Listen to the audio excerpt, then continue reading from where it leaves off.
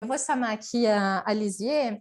A Lisier Pereira Bus, ela é médica veterinária pela UFRS e ela é auditora fiscal agropecuária do MAPA.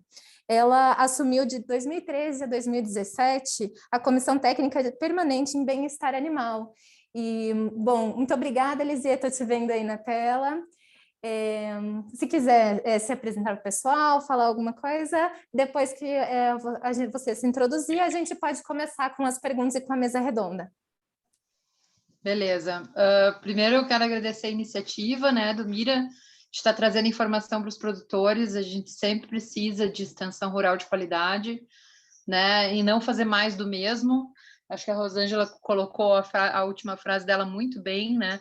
A gente tem que abrir nossa cabeça para novas ideias, novas soluções, e a gente vê que o sistema livre de gaiola tem um grande apelo junto ao mercado consumidor, e eu acho que a gente tem que levar essa informação para mais pessoas, né? Porque é um sistema que está um pouco mais alinhado, né? Está mais alinhado com os nossos objetivos de saúde única.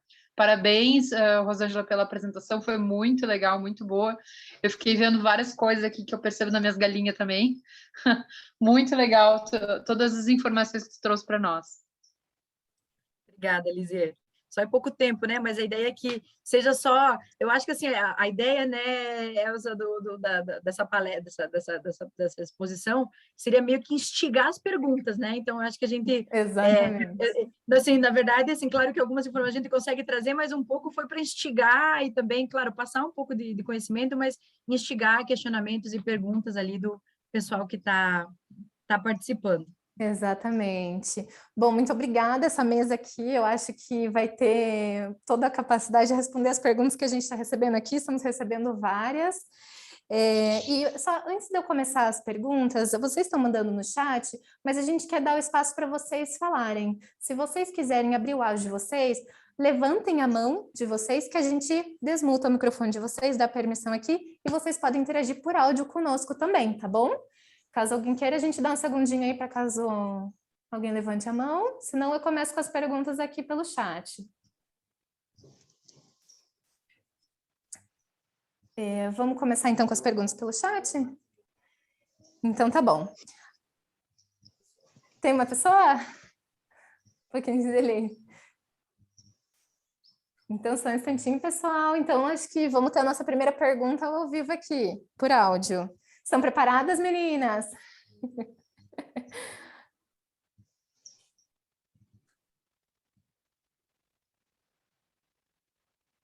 Deu certo? Se puder testar, puder nos dar um oi. Oi, Adriana. Olá, Adriana. Oi, Muito Adriana. obrigada por comparecer aqui com a gente. Pode Boa tarde, falar. eu que agradeço o convite de participar aqui também do evento. Eu gostaria de fazer uma pergunta para a Rosângela. Boa tarde, Rosângela. Boa tarde. Quando você falou de poleiros, aqui na minha granja, é uma granja pequena, de pequeno porte, são 450 aves, nós temos aqui poleiros na horizontal. Você indica o poleiro horizontal ou ele deve ser no formato de escada mesmo? Ele não precisa ser no formato de escada, tá? Ele não precisa ser no formato de escada. O que precisa ficar atenta só com relação ao puleiro quando ele é horizontal é que para que ele realmente consiga alocar duas aves, digamos assim, frente a frente uma outra, ele tem que ter pelo menos em torno de 30 centímetros de espaçamento entre uma barra e outra, tá? Se eles estiverem se uma barra estiver muito próxima à outra, não consegue empoleirar duas aves simultaneamente. O que nós temos no referencial do Certified Humane é 15 centímetros por ave, né? Então, assim, será que eu tenho puleiro suficiente ou não? Faça o cálculo. Se você tem, mede, né? A gente mede as barras no campo, mede quantos metros a senhora tem, mas não tem problema que ele seja no horizontal. O importante é isso, que eles tenham em torno de 30 centímetros entre uma barra e outra. Caso essas barras que a senhora tem, elas sejam muito pertinhas uma da outra, tipo assim, eu tenho duas pertinho aqui, depois mais duas pertinho lá, muito cuidado, porque assim, se a distância entre duas barrinhas for menor que 1,3 cm, 1,5 cm, é perigoso a ave engatar o dedo ali também. Tá? Isso é outra coisa que eu estou lhe falando, entendeu? Então, Então, na horizontal, se você trabalhar com 2 barrinhas aqui, depois mais 2 barrinhas lá, cuidado para que não tenha essas barras, elas não fiquem muito juntas. Mas se elas forem muito juntinhas, só conta uma linha de puleiro, não conta 2, tá, entendeu? Entendi. Muito obrigada pela informação. Agradeço. De nada. Que ótimo, obrigada pela interação, Adriana. Então, a gente mantém essa dinâmica durante todo o evento. Quem quiser, levanta a mão, espera um pouquinho, a gente chama você para desmutar o microfone, tá bom? Vou fazer umas perguntas do chat aqui, vamos ver se vai dar tempo de fazer tudo. Vou ficar tomando cuidado com o tempo. Para começar, a gente tem uma pergunta muito interessante aqui, né? O Birajara, ele escreveu assim: galinha é animal, é bicho. Vou formular aqui a pergunta. Quando estamos interferindo demais na vida do bicho com relação a cuidados excessivos ou até mesmo desnecessários? Quando isso pode virar um problema, esse excesso de cuidado? Eu acredito que seja mais ou menos essa a pergunta. Fiquem à vontade, quem quiser responder. Se a Rosângela quiser começar, eu acho que ela falou um pouquinho durante a palestra dela, né? Isso. Eu acho que o Então, excesso de cuidado... vai lá, Não, desculpa, Rosângela. Eu não fico pensando muito com aves, assim, mas a gente vê muito excesso de cuidado em algumas outras espécies, a ponto de não deixar o animal ser animal, né? Tipo assim, não sei se isso se aplica muito com aves de postura, talvez com algumas aves mais ornamentais, onde as pessoas se preocupam tanto com a questão de estética, higiene, e não deixam o animal expressar certos comportamentos que são importantes para ele, né? Então, eu acho que essa história da gente interferir muito, né, no que seria a natureza, no que seria o comportamento natural dos animais, é sempre bastante complicado. Eles são nossa responsabilidade, nós temos, como a Rosângela falou, estar sempre olhando, sempre de olho, olhar e observar os animais nunca é demais, nunca é excessivo, né? Mas a gente tem que deixar o animal ser animal, né? Ele tem que expressar comportamentos naturais, desde que, obviamente, não o coloque em risco, né? E nem lesione outros animais, enfim. Mas o excesso de zelo que eu vejo, não vejo muito com aves, eu vejo mais com cães, com cavalos, né? Onde as pessoas muitas vezes querem aquele animal totalmente sem risco e manter o animal preso o tempo todo. Isso não é bom do ponto de vista do animal. Viu, Elza? Eu só queria dizer, eu estava vendo alguns comentários, gente, perdão, eu sei que está indo muito rápido, foi em alguns momentos rápido, assim, a Elza me dá 20 minutos para falar, né, Elza, daí complica a minha vida, mas assim, ó, pessoal, façam as perguntas, e eu tenho certeza que haverão outros momentos, assim, me perdoe, desculpa, eu sou professora também, e assim, a gente sabe que sendo rápido complica o entendimento, mas eu quis respeitar os outros colegas, tá? Então, eu peço desculpas desde já em função disso. Pessoal, caso não haja tempo de responder todas as perguntas de vocês, se vocês utilizarem o recurso da plataforma QEA, a gente sabe o nome de vocês ali, fica gravadinho, e a gente pode responder pelo chat depois. Qualquer coisa, a Rosângela, né, tiver um tempinho ali para ficar, dá para responder pelo chat, caso a gente não tenha tempo de responder tudo aqui, tá bom? Então, vamos passar para a próxima pergunta, né? Eu acho que engatando nessa questão de excesso de cuidados, eu acho que também é importante, só para fazer um comentário antes da gente passar, quanto mais contato entre humanos e animais, é necessário alguns cuidados até para a gente evitar problemas que envolvam saúde única, né? Eu acho que é importante a gente lembrar disso, né? Um mínimo de cuidado sempre temos que ter. E nesse sentido de cuidados, a gente teve uma pergunta aqui sobre enriquecimento ambiental. Eu acho que eu vou passar para essa. Quais enriquecimentos ambientais podem ser utilizados para amenizar comportamentos que indicam pouco bem-estar? Essa é uma pergunta bem ampla, hein? Comportamentos, enriquecimento ambiental que faz o quê com bem-estar, Elza? Qual que é o final lê o final da pergunta? Que é para amenizar comportamentos que indicam pouco bem-estar, baixo bem-estar. Olha, pessoal, vamos dar um passo atrás. Então, deixa eu voltar um pouquinho na minha palestra, assim, ó. Para mim, comportamentos que indicam um pouco de baixo bem-estar ele tem uma causa raiz. Eu mencionei isso na minha palestra antes. Nós temos que... Como que a galinha expressa...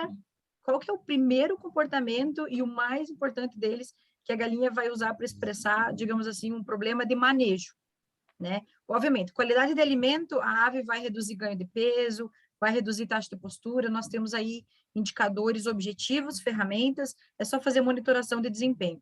Quando nós pensamos em comportamentos anormais, e aí volto a dizer, o que ressalta ali é o problema de bicagem, né, que evolui para um canibalismo, nós temos que pensar o que pode estar causando. Nós podemos colocar enriquecimento ambiental, né? Você pode colocar pendurado, colocar, por exemplo, aquelas redes, né, que se usa para alimentação de equinos, de cavalos, para botar feno e pendurar.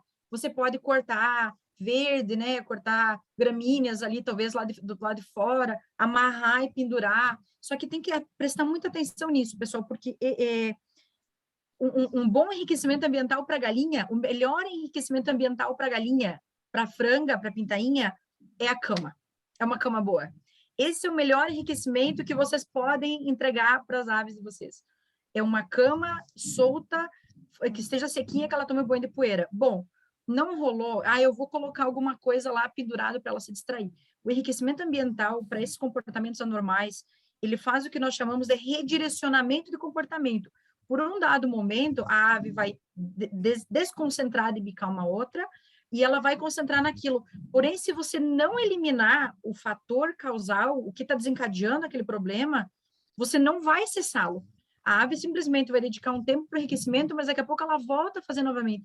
Então, por isso que eu digo que nós temos que entender as causas das coisas. Não basta apenas nós tentarmos trabalhar a consequência. É a causa. Não é que eu estou errando. Baixo desempenho, olha a uniformidade, como que está a distribuição do alimento, como que está a qualidade da água, como que está a condição da cama. Caipira, fica 5 dias fechado porque tem uma poça lá no piquete que não seca nunca. Cara, vai drenar a poça. A ave tem que sair, ela frustra. Ela tem o seu processo neuroendócrino, a dopamina baixa, porque ela não tem sensação de recompensa, a galinha fica na portinhola esperando sair. Ela tem um ritmo e ela vai querer sair. Isso frustra, quer dizer, qual que é a minha causa? Tá? Então, eu instigo e desafio vocês, quem não tem o conhecimento técnico a esse ponto, busque o conhecimento, mas nós temos que buscar soluções para as causas raízes. Resposta perfeita. Lizia, gostaria de complementar alguma coisa? Não, eu concordo totalmente com a Rosângela. Quando a gente tem um baixo grau de bem-estar, a gente tem que corrigir isso. E não vai ter uma resposta, digamos assim, um item milagroso que a gente vai colocar dentro do galpão e vai resolver. A gente tem que, de fato, fazer uma investigação. Eu só completaria que o melhor enriquecimento para a galinha, além de uma caminha solta, onde ela possa tomar banho de areia, é ter acesso a um piquete bem diverso, cheio de graminhas e bichinhos e árvorezinhas que ela possa se empoleirar, bicar, ciscar. Enfim, acho que um piquete, como ela comentou, né, que seja coberto, que dê segurança para as aves, elas usam muito, elas gostam muito, elas saem correndo, assim. E outra coisa que eu acho que é importante também seria um bom relacionamento humano-animal, né? Porque a gente vê muitas vezes as aves são presas, são animais frágeis, e para mim é sempre muito estranho quando eu chego num galinheiro de um vizinho, de um amigo, onde a pessoa bota o pé no galinheiro e as galinhas fogem. As minhas chegam a pular em mim quase. Né? Então, assim, também a questão de ter sempre um manejo calmo e tranquilo, de fato que as aves tenham uma associação positiva com as pessoas, sabe? A pessoa sempre vai para abrir para um piquete novo, ela sempre vai repor comida, enfim, ela acaba tendo chama, as galinhas vêm. Eu acho que o relacionamento humano-animal ajuda muito, e inclusive facilita muito a observação.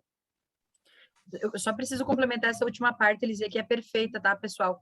Assim, a gente sabe que galpões grandes, com ninho manual, ele requer que os funcionários tenham certa agilidade na coleta dos ovos, assim, mas muita atenção a isso, tá? Muita atenção à velocidade com que o pessoal anda dentro dos galpões, tá? É bem isso aí mesmo, Elisia, é bem colocado. Perfeito.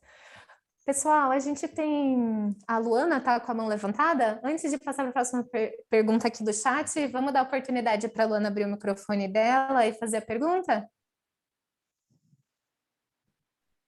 Luana, seu microfone já está permitido. Veja aí se você consegue conversar com a gente.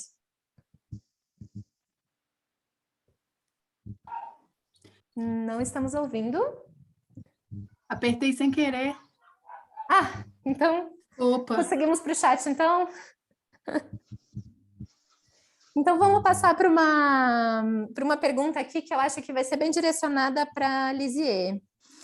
Qual a legislação que podemos seguir para montar um galpão de galinhas caipira?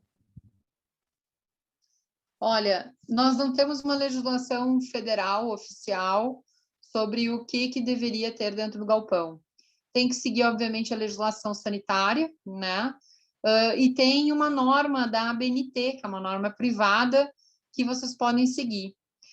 Nós temos, não é uma legislação, mas é um manual de recomendações para a criação livre de gaiolas, que está no nosso site. E lá tem todas as especificações dos galpões, de espaçamento, de instrumentos e equipamentos, quantidade por aves, densidades, etc. Então, aquelas recomendações técnicas que estão no site do MAPA, no manual, feito junto com a Embrapa, podem ser seguidas. Fora isso, a norma da ABNT. E eu só complemento que essas informações, por exemplo, que eu especifiquei com medidas de puleiro, com design de puleiro, né, entre outros fatores, densidades por diferentes sistemas, pode ser usado como base o referencial do Certified Humane de galinhas de postura, que também está disponível no site gratuito, é só baixar. Quer dizer, não precisa querer certificar para baixar, não. É um instrumento realmente para ser utilizado a campo, independente se existe um interesse ou não Então, ele complementa um pouco esses materiais que a Lisier mencionou também. Perfeito, Rosângela. Bom, então vamos passar para a nossa última pergunta, nosso tempo está acabando, eu sei que ainda tem muitas perguntas, mas a gente vai respondendo no chat. Tem algumas coisas aqui que são um pouco gerais, como por exemplo, a Dailma, ela falou que quer saber mais sobre canibalismo. Se você entrar no site da Iniciativa Mira, é mira.org.br. Lá nós temos um campo de informativos técnicos, de um informativo que foi produzido inclusive pela orientada da professora Rosângela, sobre canibalismo. Então, temas gerais, assim, todo mundo pode dar uma olhadinha lá, a gente espera que tenha todos os temas que vocês têm dúvidas e a gente possa ajudar, além daqui da capacitação. Então, vamos passar para a nossa última pergunta. Eu vou passar para a pergunta da Brenda. Ela falou assim, em relação à cama nova com banho, como seria? Teria algo que colocasse junto com a cama? Não, a cama não. Você pode, a cama, normalmente o que o pessoal utiliza muito como cama? A maravalha média, né? A maravalha média, ela é bastante utilizada para cama. Nas regiões que tem disponibilidade, as galinhas gostam muito, que é a casca de arroz, né? A casquinha do arroz também, que dá um excelente material de cama. O tipo de cama que eu não recomendo, eu vi que alguém colocou aqui uma pergunta sobre cascudinho. Nunca, pessoal, não se arrisquem a tentar colocar casca de amendoim. Eu já vi em frango de corte, não em galinha de postura, mas o princípio é o mesmo. O cascudinho, ele usa a própria casca do amendoim como casulo, como casinhas para eles, e é um material bem ruim de absorção de umidade, então emplastra muito fácil, então tenham cuidado com isso. E se você tem, por exemplo, um galpão, né, que não permite que seja todo ele vazado, que não permite colocar a cama assim no piso, você pode fazer caixas. Imagina uma caixa de areia para uma criança brincar, mais ou menos com uma tábua de, eu diria não um pouco mais alto que de 15, porque ela cisca ali e joga para fora. Mas pega uma tábua de 30, faz uma caixa, né? E aí coloca a maravalha, no mínimo em torno de 15% da área total do galpão, você coloca essas caixas e elas utilizam muito esse espaço, tá? Elas gostam muito desse espaço para tomar os banhos de poeira. Mas não mistura nada, não. É a maravalha mesmo, ou, enfim, casca de arroz. Normalmente, esses são os materiais mais utilizados. Tá, e areia mesmo, Rosângela? Areia, Lisier, só que o problema é que areia... Eu já vi a utilização de areia, mas a preocupação que eu tenho é uma preocupação sanitária com areia, né? Elas gostam da areia... Né? Ela retém muito mais a umidade, ela não tem uma capacidade de absorção muito boa, então ela fica retendo aquela umidade e ela demora mais para secar, sabe, dizer? Elas gostam da areia, mas assim não é um material que permita ela tomar o banho de poeira como é a maravalha, por exemplo. E aí tem um risco sanitário em função dessa retenção maior ali de umidade e enfim. E também da onde você traz, né? Assim, o que você pode trazer para dentro do galpão com areia. Não que não dê para utilizar, Lizia, mas eu não escolheria como primeiro recurso. Beleza. Entendido. Bom, então, pessoal, se alguém quiser abrir o microfone, é só levantar a mão, a gente dá essa última oportunidade para vocês. Enquanto isso, eu vou agradecendo imensamente pela excelente participação da Lizia e da Rosângela. São sempre aqui parceiras, né, da Iniciativa Mira. Eu acredito que não tinha pessoas melhores para estarem aqui tirando todas essas dúvidas. E esperamos que estejamos sempre presentes nos próximos eventos com vocês, né? Muito obrigada pela participação. Muito obrigada a vocês também pela oportunidade aí. Um abraço a todos. Até mais. Muito obrigada também. Obrigada, Rosângela. Obrigada, pessoal da Mira.